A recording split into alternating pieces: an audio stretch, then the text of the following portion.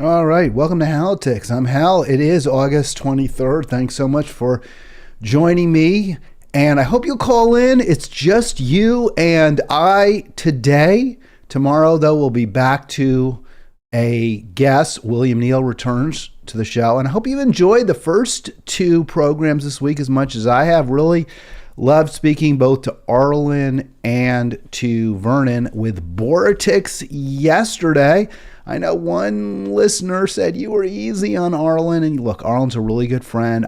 He has views that are quite different than mine. I mean, I think we both see an ideal society in similar terms. Everyone has healthcare, everyone has meaningful work, peace, but we really don't see eye to eye as to how to get there.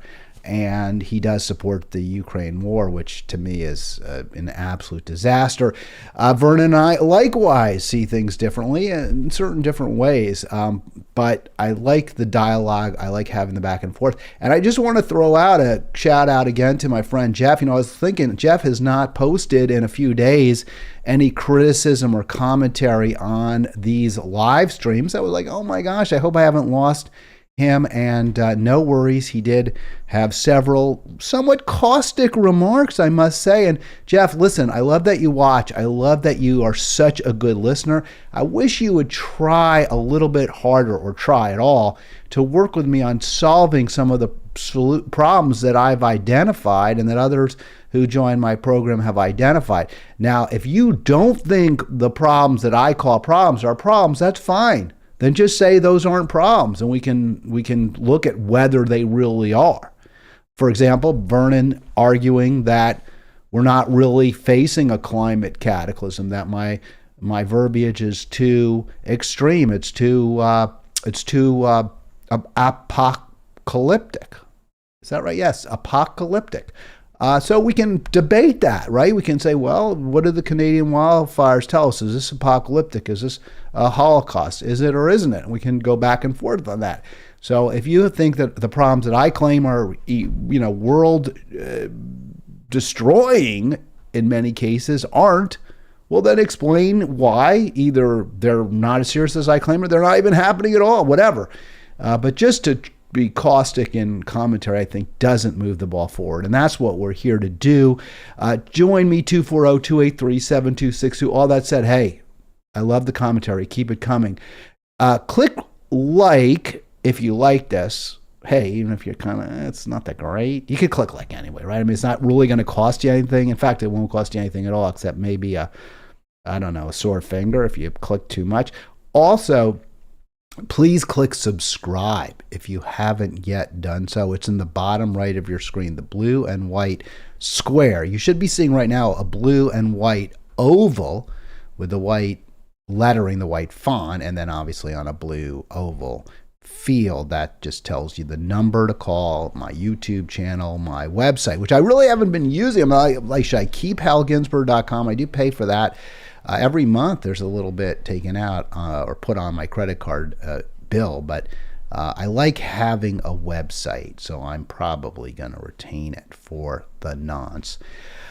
Today's program may not run the full hour. I'm going to kind of make an effort maybe to rein it in early, unless you call. So if you want more Hal, you need to call me, 240-363-7190 in response. But otherwise, yeah, I'll probably cut this short around the 40-minute mark, because I'm fighting a cold. I'm not feeling great. I wasn't feeling great yesterday, but Vernon helped carry the ball forward, so that took a little bit of the burden off me. Right now, I've got a bit of head cold. You may hear it, maybe not, and a bit of a scratch in my throat. So I'm going to try to take care of myself and get out of here a little earlier than usual. Only got two topics. Let's start with Kamala Harris. She's in my promotional square, rectangle, what have you, on YouTube. And this topic, I must say, was suggested to me by Brianna Joy Gray of The Hill. I've mentioned her on a number of occasions. I think she's a very, very solid, I've said in the past a great, but now I'm going to go with solid. She's a very, very solid YouTube host. She's a very, very solid live streamer. Her topics are really good. I don't always agree with her, and I feel that she kind of got this wrong today, and I wanted to bring that up and why. She does not like Kamala Harris. She has been one of the most critical voices that I've seen in media when it comes to the vice president. And I've never had a disagreement, really, with what Brianna Joy Gray has said. I feel that Kamala Harris is a phony. I think she presents herself as what she called once, I think, I only found one source for this, progressive prosecutor. And she's not progressive in my view. Her policies, and she's not progressive because the policies that she pursued, both as a prosecutor, her office's policies, and her policies as a U.S. senator from the state of California, the state, I believe she was the state attorney general as a prosecutor, and as vice president, I've not seen the progressivism. Right? She did come out in favor of Medicare for all in the 2020 primaries for a hot second, and then she pulled back. So, not a progressive. I mean, she's had many policies that have been, I think, regressive. Where Brianna Joy Gray and I strongly depart, and she would not disagree with what I just said. She says the same thing. She's not progressive. Her policies aren't progressive. Where BJG and I disagree is Brianna Joy would say, well, there's no such thing as a progressive prosecutor. I don't get that. I think that's just false. I mean, there are progressive prosecutors. The DA in Philadelphia, for example, Larry Krasner, is clearly progressive. And there are other examples as well. I don't have them off the tip of my tongue. But hey, when I was a prosecutor in D.C., I was a progressive prosecutor. I wasn't a criminal justice prosecutor, but I prosecuted child abuse and neglect cases, and we did everything possible to work with families and keep them together and provide the support that they needed so that they could provide a loving, caring home for their children. And it was only when that just wasn't possible that we would look at alternatives to keeping the child in the home. So yeah, we were progressive, and it wasn't just me. I mean, our whole office, that was our whole mission. So I just don't agree with that blanket statement you'll hear from Brianna Joy Gray about being a progressive prosecutor. Before I discuss that in further detail, already just did discuss it, before I discuss it in greater detail, I found this article just so weird. I mean, on the Hill Rising, which is where I again watched the video and really learned about this story, that's in Politico. The other host, Robbie, talked about Kamala 2.0. And I'm like, what? Isn't it more like 4.0? I mean, she's tried to reinvent herself repeatedly, including, I just mentioned, in the Democratic primaries, where first she was very progressive as the, right there with Bernie on Med for All and Medicare for All, and then she pulled back from that. She went after Joe Biden, if you recall, for voting against busing in the 70s, right? So to integrate schools that were segregated by neighborhood. She went against Biden. She said he had a shameful record in the for supporting segregation and busing. And then she turned around and joined his ticket. And laughed when asked about, it was just a debate. Like it didn't matter what she said there. It was just for political reason. So I don't get Kamala 2.0, maybe Kamala 6.0, I don't know. But what, I don't get this article at all. So they're talking about, again, like this reboot of Kamala Harris, trying to get her to be a more appealing figure to voters, which she isn't. She did terribly. And she wasn't appealing in 2020. This is the other thing, and we'll talk about it. She wasn't appealing in 2020. So here's the question they ask of, they say the most important question, according to Politico, and I think according to Harris, is it possible for her to make a second impression? Because the current impression per Politico is she's somewhat awkward. She doesn't present well. She's uncomfortable in many circumstances. She speaks, she makes statements. She uses words. She speaks in word salads. So how can she make a second impression? And again, we'll hear from Brianna Joy Gray. She can't because she's a prosecutor. In the end, what she is, according to Brianna Joy Gray, is a prosecutor. She's therefore not progressive. And no matter how much she tries to present herself as empathic and concerned with others, she's not. Well, I think there's truth to that. But I don't think it's a matter of who she is as much as what she's done. Her record is her record. That is who she is. You are what your record says you are, in the famous words of Coach Dennis Green. I believe it was Minnesota Vikings coach Dennis Green It was Bill Parcells, right? The great Hall of Fame coach of the Giants and the Cowboys and maybe other teams too. I can't remember all the teams he was with. So Parcells said, "You are what your record says you are. If you're 7-5, you're not a great team. You're an okay team. You're a maybe slightly above average team. If you're an 11-0, you're really good. If you're 1-10 or 1-15, you're not. So you are what your record says you are." And her record says that she's somebody who would lock up parents if their kids don't go to school, regardless of, how rough the circumstances are in that family or how hard it is to get the kids into the school or what burdens the parent has to try to get her or his child into school. It doesn't matter. They're going to jail if their kids don't go to school. She's somebody who argued against alleviating prison overpopulation in the state of California when there was a court order that it be done, a federal court order that it be done, that they reduce population. And she argued against that. I mean, that's what she is. She is a pretty aggressive, pretty hard right prosecutor in the end. She argued against releasing early nonviolent offenders in California prisons. That's who she is. That's what her record says she is. That is who she is. So I don't know about second impressions. I mean, I guess if you're a really good actor like Ronald Reagan or Bill Clinton, you can make people think that you care about them when you most clearly don't. When your record says you don't.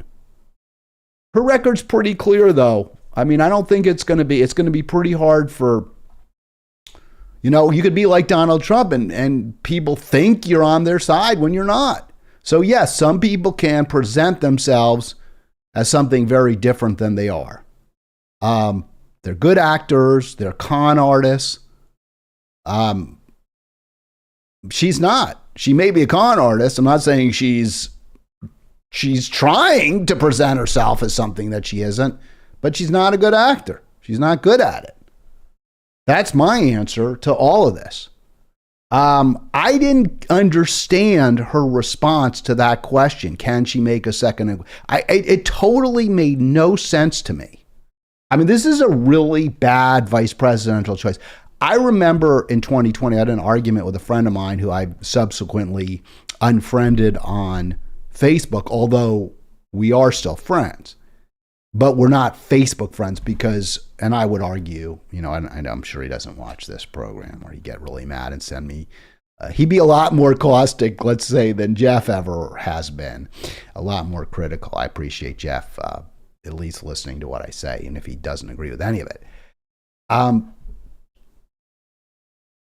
He just couldn't respond to me civilly. When we disagreed politically. I'm sure he would say the same about me. I thought I was civil. Maybe I wasn't. But with Harris, she apparently thinks the question is, how do I make a second impression? That's the relevant question. No. Present yourself as who you are. You're not a progressive. You're not a progressive prosecutor. You may not have even been a particularly good prosecutor. I don't think she had the greatest reputation in the state. But present yourself, try to be as honest as you can be, and maybe it'll work. I don't know. That is what Brianna Joy Gray says. And I think she's right. Where she's wrong is by her insistence that there's no such thing as a progressive prosecutor, and we'll get to that.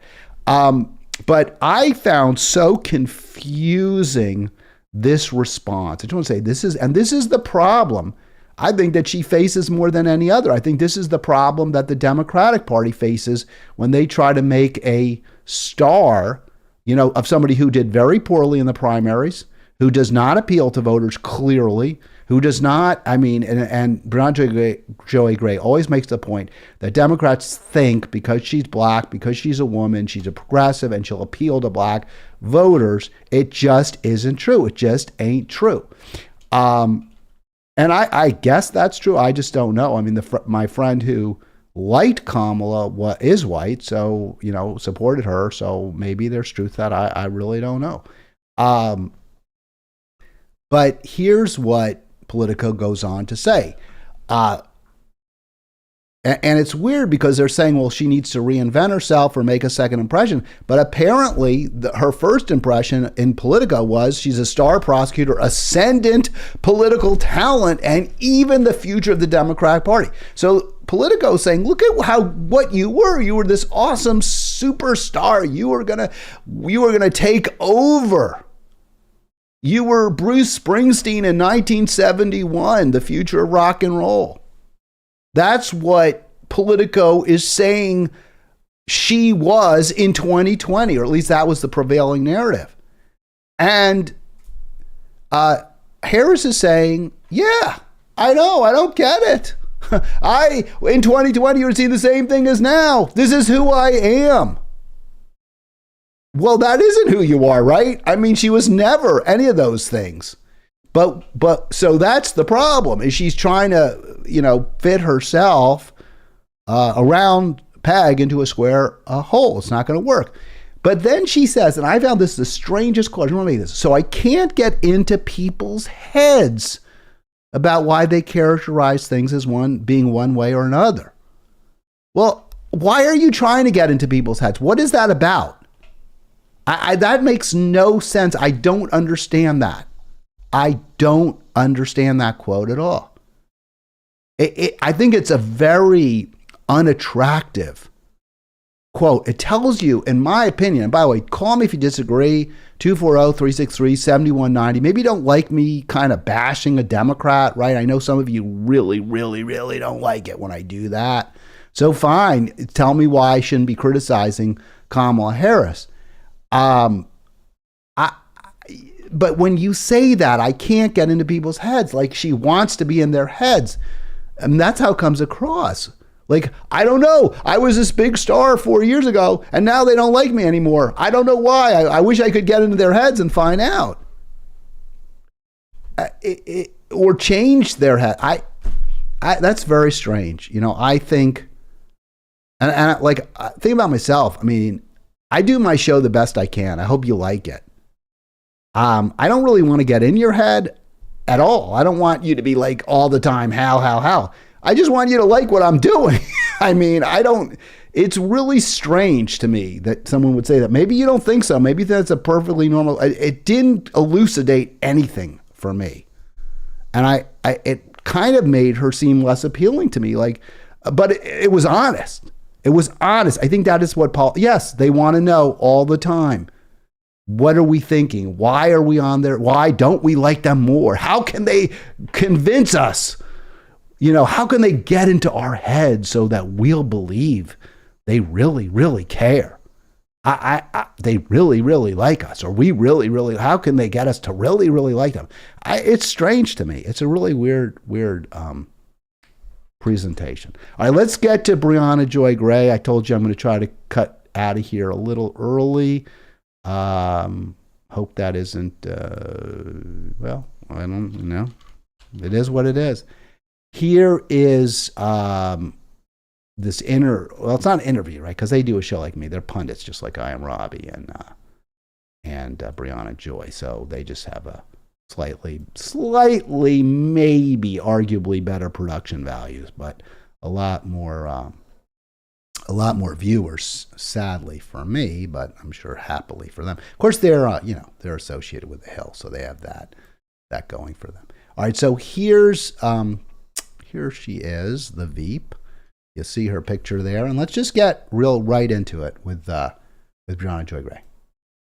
Mm-hmm. And to me, as someone who was a lawyer who understands the work of prosecutors, has a lot of affinity for people on the other side of it and public defenders, and has a systemic view of the problems with prosecutions in general, and most lawyers do understand that, even if they think that there is a such thing as a good or progressive prosecutor.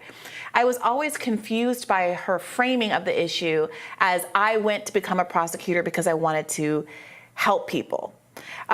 She said, when asked about her decision to become a prosecutor, quote, "There is a duty and responsibility to be a voice for the most voiceless and vulnerable and do the work of justice. That's the work I wanted to do."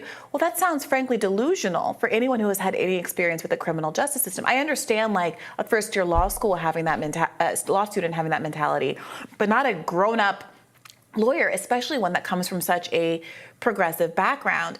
And in an NPR interview around that time, she said that even her parents questioned her choice to be a prosecutor. She said, quote, "My family and extended family thought at best it was a curious decision, saying that she had to defend it like one would defend a thesis. They asked, in Harris's words, why would you go and be part of an institution that is not always fair and does not always pursue justice?"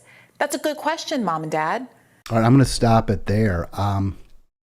I find that just really misguided by Brianna Joy Gray, and it's very disappointing to me because she has been someone who has so consistently opposed stereotypes, opposed putting people in boxes, making assumptions about people based on any particular one aspect of their personality or their life.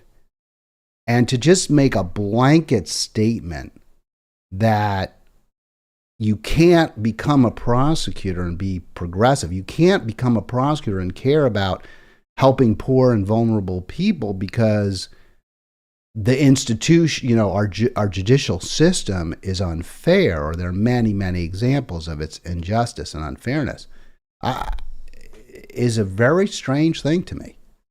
Sure, all systems are unfair. Every single, anything that's human-based, it's not going to be ideal. We try to make things better. We just try to make them better. There are absolutely progressive prosecutors, and there are prosecutors who really care, and yes, they can make a difference. You can say to the cop, listen, that was a bad bust. You shouldn't have done that. You can say, I'm not going to go get a warrant. You don't have enough here. You can only bring cases where you're really, really convinced that the person that you're arraigning and charging is guilty. You can go into white collar crime where you go after con artists and wealthy corporate chieftains who use their wealth and power to defraud others. There are many ways you can try to just make the system better, like Larry Krasner in Philadelphia. So I just don't understand that argument. And I would go beyond it to say, if you're going to say that you think you can't be part of the criminal justice system as a prosecutor and be somebody who cares about the people. Now, I'm not a fan of Kamala.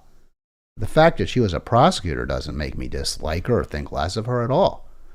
What my problems with her are what she did as a prosecutor. My problems with her are her policies. My problems with her are her rhetoric, which I don't think reflects my values. So that's my problem. But to say, well, she was a prosecutor, no. And it's not true that only first-year law students would be deluded into believing there's such a thing as a good and progressive prosecutor. So, yeah, no, that's just flat out wrong, Brianna Joy Gray. And I'm surprised to hear her say that. It just doesn't sound like Brianna. You can be a prosecutor who goes after bad cops, who beat people up or killed them, choked the life out of them like George Floyd did, right? I think Keith Ellison is he is the Minnesota State Attorney General. He was formerly, I believe, the Minneapolis DA. He's a progressive prosecutor.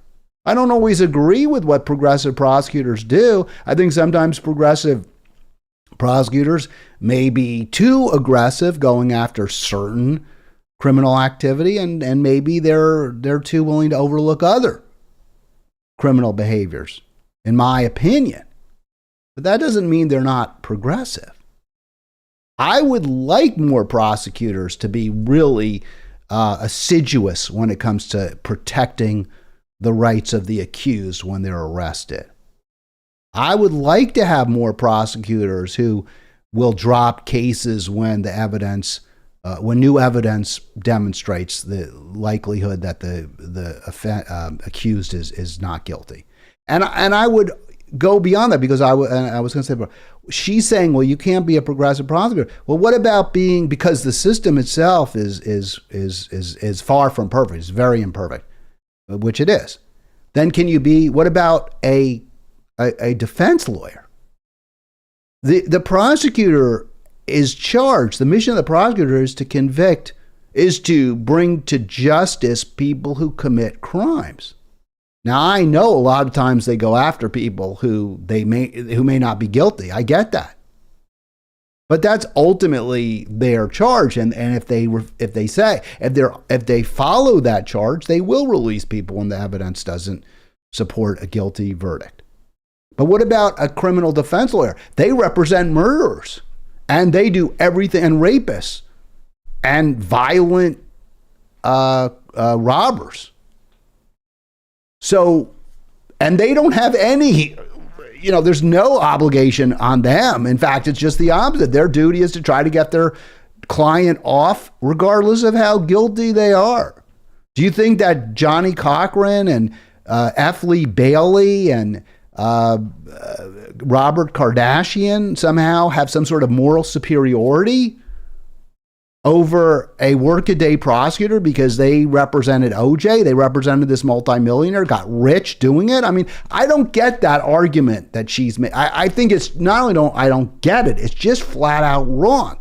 And even if the argument is that, well, look, I'm African American and the policing of African American communities is really unfair and bad, and we are targeted. And I think that's fair. I accept that. Yes. You see police differently than I, a white male from an economically privileged background, would see them. Yes, I get it. But does that mean you don't want prosecutors at all? You don't want a criminal justice system at all? You don't feel you need protection from criminal behavior? Or does it mean you still need it? You just want the police to do a better job. You want the prosecutors to be fair. And isn't that exactly what a progressive prosecutor would do? So no, she's wrong. And that's why, and let me just, pat myself on the back. That's why you should watch my program. That's why you should watch Halitics. That's why you should be calling Halitics and joining in Halitics and recommending Halitics, because I am seeing the nuances. I am not judging Kamala Harris based on her career. I'm judging it based, or her career choice, her career path. I'm judging it based on her entire record, which ain't good. All right, let's get to the second topic. Again, it is Halitics. I'd love to talk to you. 240-363-7190. 240-363-7190. And I was really, I wanted to talk. Now, this is another story I got. I didn't get this from the Hill. I didn't get this from Brianna Joy Gray and Robbie Suave. I got this from my little group at our Revolution, Maryland. One of the debates we have been having lately is whether we need to just get rid of capitalism altogether. And there's a pretty big contingent that says we need to rid ourselves of capitalism. And that it's, all the source of the injustices in the world, or so many of them, are derived from or secondary to our capitalist society. Now, I think when you have that argument, or when you make that argument, or when you have this conversation, it's really important to understand what you mean, what is meant by the term capitalism. So ultimately, a capitalist economy is where, and please, I'm sure I'm going to say a few things that are inaccurate or wrong. I'm sure Jeff will correct me if he does, and I'll look into it, and if I'm wrong, I'll correct myself. But what the assumption I make is that a capitalist economy is an economy where individual, private actors can pool their resources and invest in businesses, or an individual can simply purchase a business and then manufacture a good, provide a service, sell it on the open market at what they hope is a profit. That to me is ultimately the essence of capitalism. Is there's private property, there are privately owned businesses.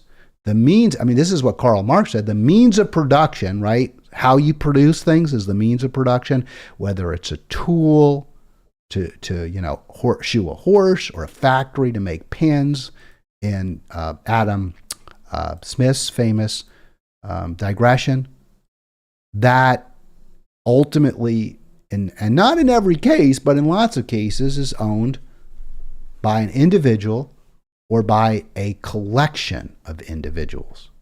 The company itself is an entity. Now, if you are going to have a non-capitalist society, and there's always that, like, there's democratic socialism or capitalism. Well, look, every society in the end is kind of mixed, right? I mean, it'd be very, very hard. Maybe the old Soviet Union really didn't have much capitalism. But Scandinavia, you have plenty of privately owned businesses. You have for-profit corporations. You have stock markets, which is simply how you trade the ownership of those companies. So it's mixed because some aspects of the society are publicly owned, like the healthcare system, police. Even in the United States, where we're much more, we lean much more towards a private capitalist system, there are many aspects of our society that are in fact publicly owned, which is the antithesis of capitalism. So police, fire, state universities. So we also live in a mixed system. The question arises, can shrinking, right, where you have, instead of a growing economy where their GDP grows every year, or that's the goal, that's the hope, is that what we need in this moment? And if we don't, if that's not the ideal, then don't we have to move away from capitalism?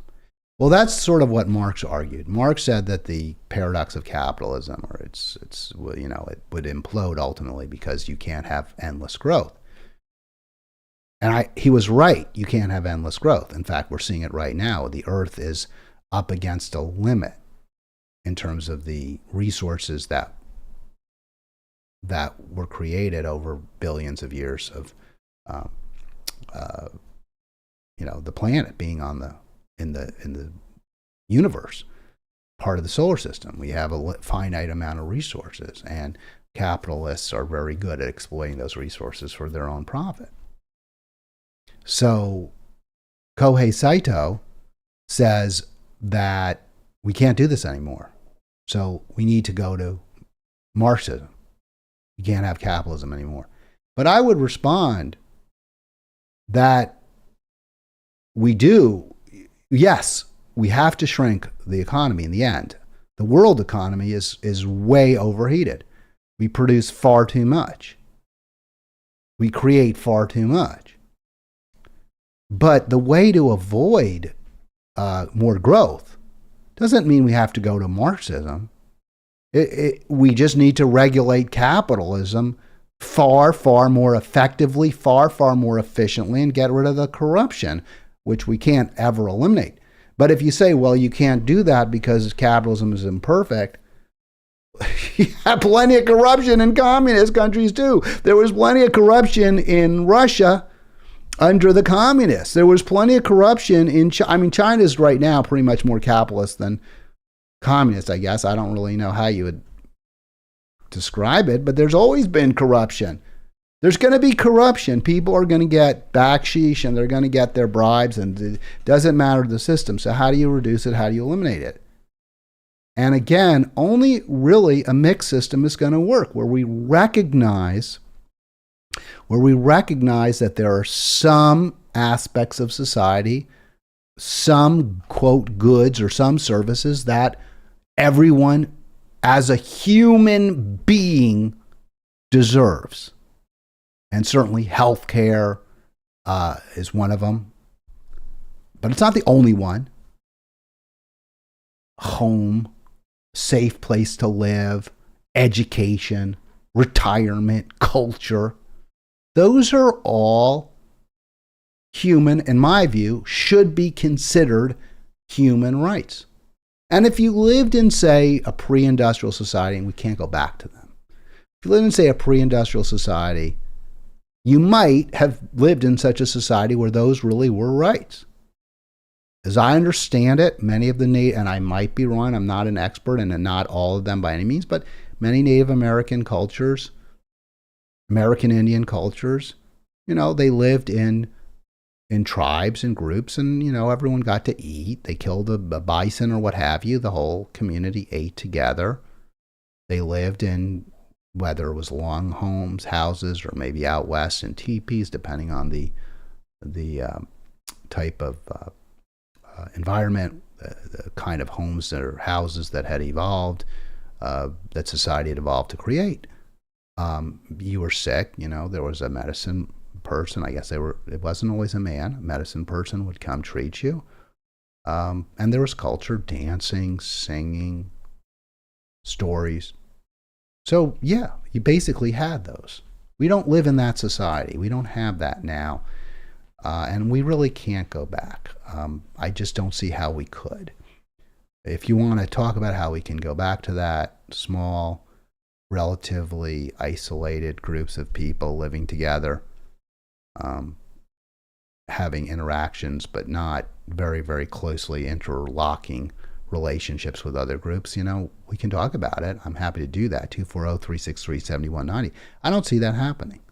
What I do see is a very regulated capitalist society with a large public service component to it, where the tax rates are very, very high at the top end. The marginal rates are very, very high to prevent anyone from getting too rich, too powerful, where there's monopoly, anti-monopoly activity to prevent any individual or corporation from dominating either one market or many markets the way some do now. I think that's probably the best we can hope for, and it wouldn't be bad. In fact, it would probably be pretty darn good. I mean, you go to Europe, you go to France, you go to Italy, there's a lot of beauty, there are a lot of problems. Scandinavia, in the 60s and 70s, I think things were probably better. People were happier. In this country, people were happier 60 years ago, when there was less need, there was less want, there was less inequality. And, my response to those who say, well, it's not plausible, we can't do that, or capitalism can't work, my answer is, well, what's your solution? What has proven better, in your opinion? And again, you could say, well, when we all lived in relatively small tribes. Okay, well, I don't disagree. That might have been better. But we can't go. We have 7, 8, 9 billion people on the planet right now. That ain't going to work. So here, Saito says sort of the same thing, even though he calls himself a Marxist. He says we have to shrink. We have to have a smaller total economy. Not government, economy. He says some areas we will need to continue to grow, like healthcare, which is because in Japan, as in the United States, the population is aging. They need more healthcare. But there are too many cars, too many skyscrapers, too many convenience stores, too much fast fashion. So it seems like that's accurate, right? Wouldn't we all agree? All the trash. I hate those convenience stores, all those plastic cups and things you get. They're just awful. And yeah, we should be walking. And if there are too many cars in Japan, then there really are too many here, because we have a lot more of a car-centered economy than they do, and they use public transit much more than we do, and they walk more too. The skyscrapers are going to be tough. What are you going to do? Chop them down? But he goes on, he says, focus on consumption has devastating consequences for the environment, driven widening inequality and wasted limited resources. And yeah, that's a little bit blocked out. Let me just get that. That could be put to greater use. I agree with that, 100%. 100%. But what do? Do you go to Marxist? Do you have the government direct people when it in terms of how much they can produce? Because that's what Marxism is. The government tells the farmer, grow this plant, grow that, tells factories what they should manufacture. Or if they don't, you could have a workers' cooperative, but ultimately it's going to have, how do we decide who's the workers? And what signals do they rely on to determine how much to produce?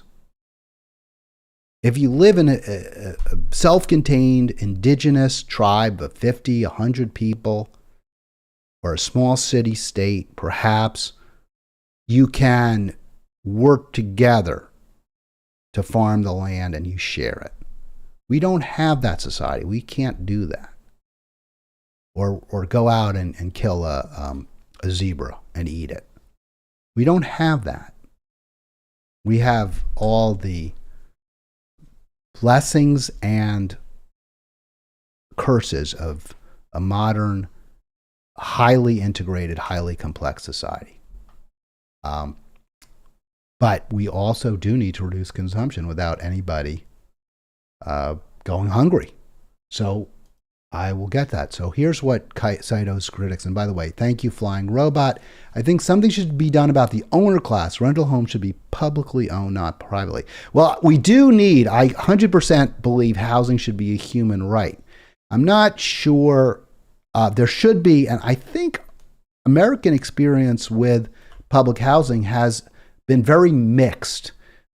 As I understand it, the 30s, 40s, a lot of public housing was really good, and it got people out of just, unacceptably shoddy, unsafe shacks or, ramshackle residences that were not, you couldn't live a full life.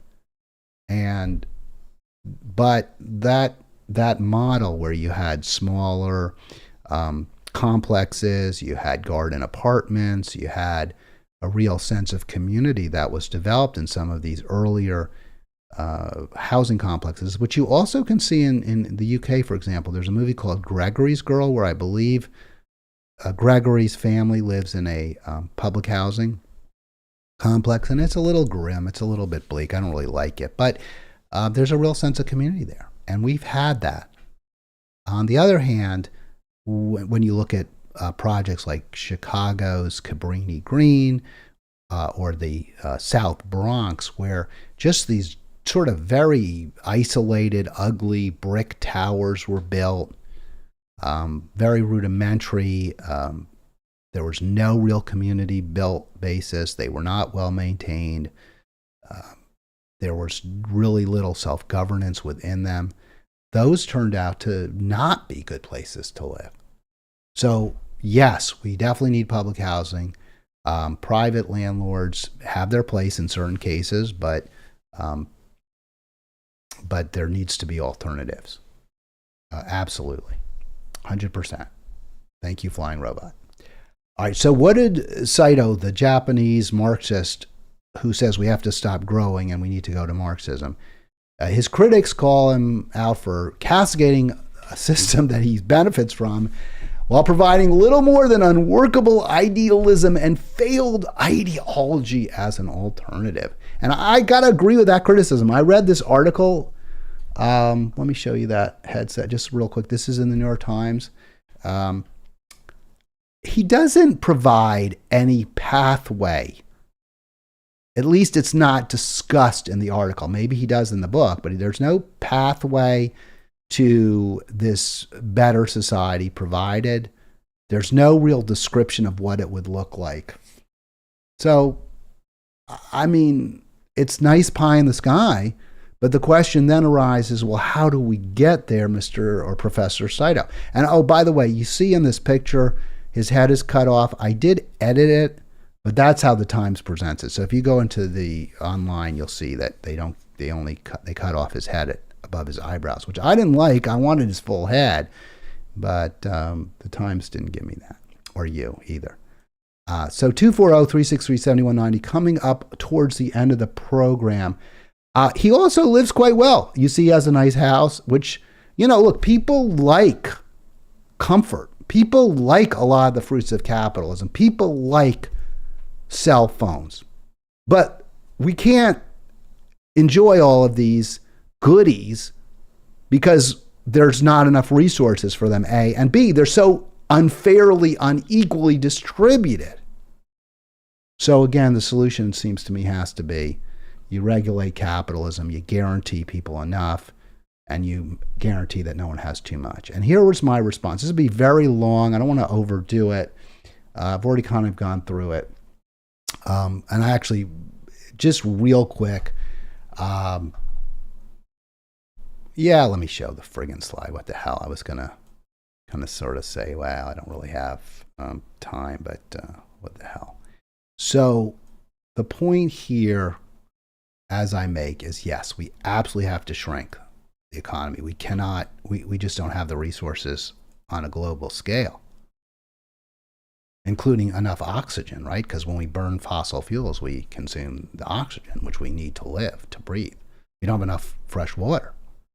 We're consuming that. And we're not replenishing it, obviously. So yes, shrinking is good and necessary, but all of it must come from economic elites with poor, struggling, working people getting more economic security, more, which is, nutrition, not food, but nutrition, housing, education, etc. So that's where I come down on this. And how do we get there? Then I say, how do we enact the policies that would reduce global GDP, reduce drastically wealth and income inequality, both within a country and out, and internationally, and improve markedly the quality of life of the global poor? And my solution, and this is not going to come as a surprise to anybody who's ever listened to me or watched my program here, it's just so obvious. And we know this works. By the way, we know this works because it has worked.